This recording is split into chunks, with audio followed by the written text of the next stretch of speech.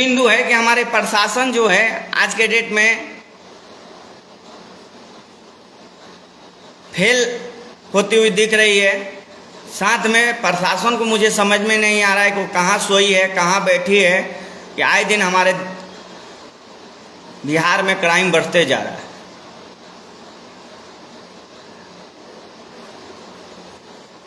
जो बिहार आज से 20 साल पहले था वही बिहार फिर से नज़र आ रहा है। तो 20 साल के जो अंतराल में जो शासन प्रशासन का जो वर्क है, वर्क कहाँ जा रहा है, मुझे इस बात को समझ में नहीं आ रहा है।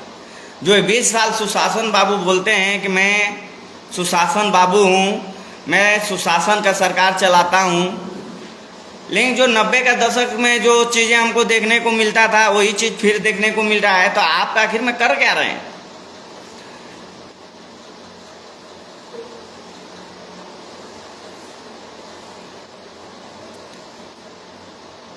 तो प्रशासन जो है कहीं ना कहीं सोई हुई है, इसलिए मुझे ज़रूरत है प्रशासन को जगाने की। इसमें मैं अनुरोध करता हूं ग्रामीणों से। मैं तो अभी बाहर हूं, नहीं तो मैं प्रत्यक्ष रूप से खुद उन लोगों के साथ में मैं कदम उठाता, लेकिन मैं अभी बाहर हूं। और कम से कम 50 से 100 लोगों के एक आवेदन लिखा जाए, उस पर साइन किया जाए, जो कि एसपी ऑफिस में अगल बगल जो भी 2-3 थाना पड़ता है उस थाने में, और यहाँ तक कि सीएमओ ऑफिस में उसको मेल कराया जाए और उस पर आवेदन पे लिखा जाए कि हमारे ग्राम के अगल बगल में आए दिन बहुत ही ज़्यादा क्राइम बढ़ते जा रहा है। इस क्राइम का कहीं ना कहीं प्रशासन शासन को रिक्वेस्ट है, निवेदन है कि इसका कुछ ना कुछ निष्कर्ष निकालें।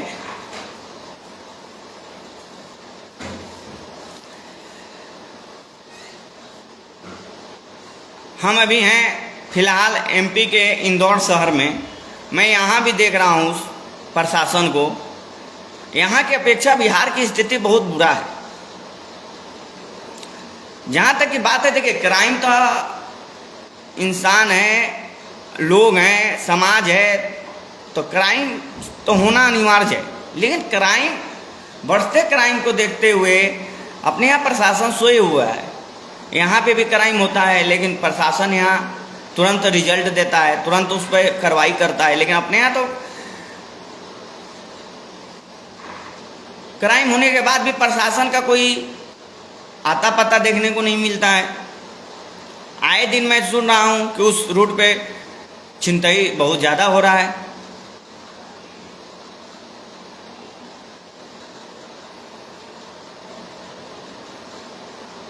तो इसका कहीं ना कहीं शासन प्रशासन की दोष है। सरकार आज के डेट में विफल होती नज़र आ रही है। जो गृह मंत्रालय है, खास तौर से माननीय मुख्यमंत्री जी नीतीश कुमार से भी मेरी प्रार्थना है कि अगर गृह विभाग नहीं संभल में आ रहा है तो दूसरे को आप गृह विभाग सौंप दें।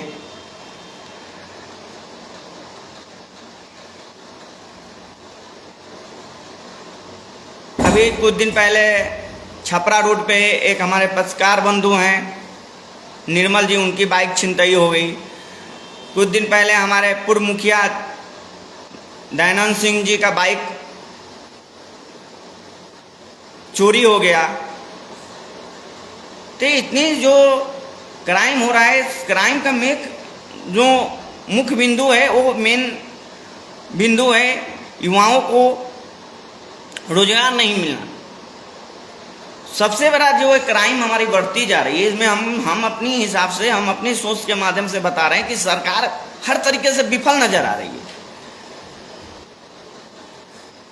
इस दौरान बेरोजगारी बढ़ती जा रही है।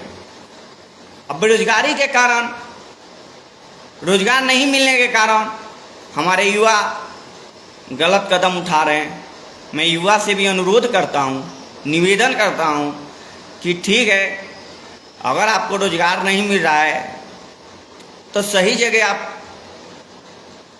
कोशिश करिए। गलत जगह कोशिश करने से आपको कुछ नहीं मिलेगा। मैं बार बार रिक्वेस्ट करना चाहता हूं कि अगर कोई युवा गलत कदम अगर गलत रास्ते पर भटक गया है तो कृपया कर वो अपने सही रास्ते को चुने, सही रास्ते पर सही मार्गदर्शन प्राप्त करे, सही मार्गदर्शन पर जाए। ऐसे काम कुछ समय के लिए होता है, आगे चल के इंसान को वो नुकसान ही पहुंचाता है, उससे कोई इंसान को फायदा नहीं हो। शॉर्टकट रास्ता हमेशा इंसान को गलत ही होता है।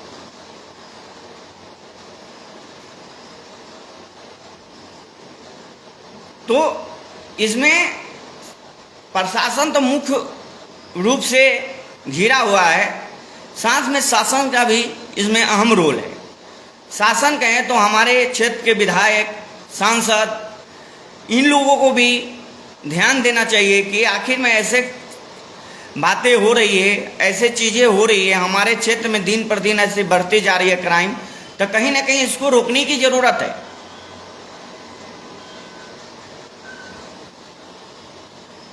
और इसको रोकने के लिए सभी को कदम उठाना पड़ेगा, सभी को इस विषय पर सोचना पड़ेगा। और सोचेंगे तभी जाके कहीं ना कहीं इसका निष्कर्ष निकलेगा। तो मैं तो यही अनुरोध करता हूं कि जो भी हमारे यहाँ अभी हमारे क्षेत्र में एसपी साहब हैं और जो भी थाने के अभी दरोगा हैं, खास तौर से नगरा जलालपुर खैरा के, अगर किसी माध्यम से मेरे लाइव को अगर उनके पास पहुंच रहा है तो मैं उनसे अनुरोध करता हूं कि इस पर कड़ी से कड़ी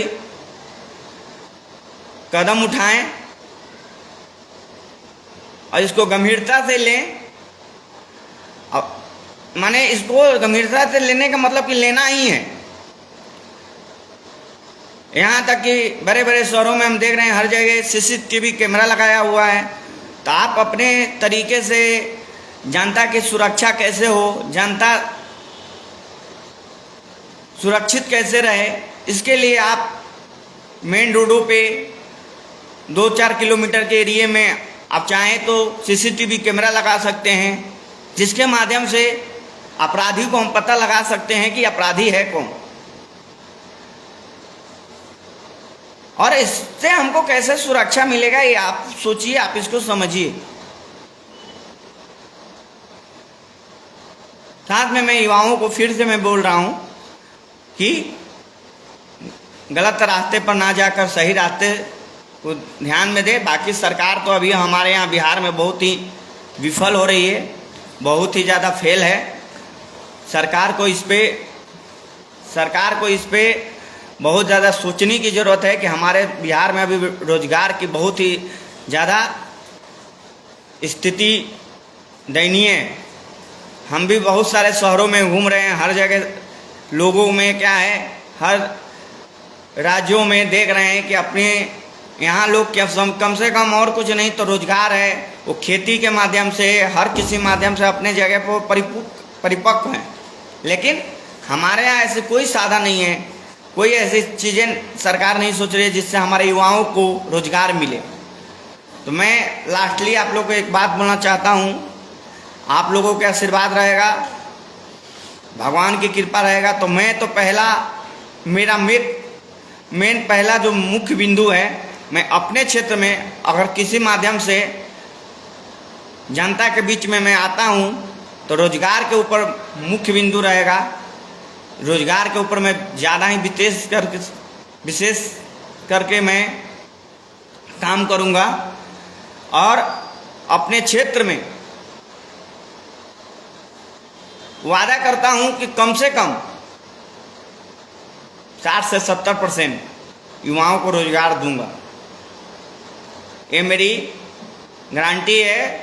जो भी मेरे भाई बंधु हैं अगर सुन रहे हैं तो इसको आप कहीं नोट कर ले। अगर एक बार हमको मौका मिलता है अगर क्षेत्र में विकास करने का किसी भी माध्यम से, तो इस पे मैं ज़्यादा फोकस करूँगा। और फिर से बार बार आप लोगों से निवेदन है कि जो भी इस तरीके के क्राइम हो रहा है, कृपया करके क्राइम ना करें, आपसी भाईचारा रखें, आपसी मतभेद ना रखें।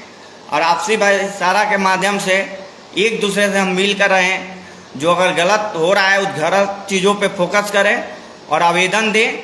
मुकेश भाई को मैं बोल रहा हूँ फेसबुक के माध्यम से कि आप इस पे विशेष कर ध्यान दें, जहाँ तक होगा वहाँ तक मैं मदद करूँगा। साथ में आप एसपी ऑफिस हर जगह अपनी आवेदन को दें और उस आवेदन के लिए आप बोलिएगा तो मैं आपके साथ जो भी जितना मदद होगा मैं मदद करूँगा। और जलालपुर की और नागरा की जो भी जनता है सभी से रिक्वेस्ट है कि ऐसी कोई चीज़ें हो रही है इस पे विशेष करके हम लोग कड़े कदम उठाएं, जिससे हमारे किसी भाई बंधु को तकलीफ ना हो। इसी माध्यम से आज की लाइव को मैं समाप्त करता हूं। जय हिंद, जय भारत, जय श्री राम, जय परशुराम। सभी भाइयों को, सभी जनता को अमृतेश सिंह के तरफ से बार बार प्रणाम। जय हिंद।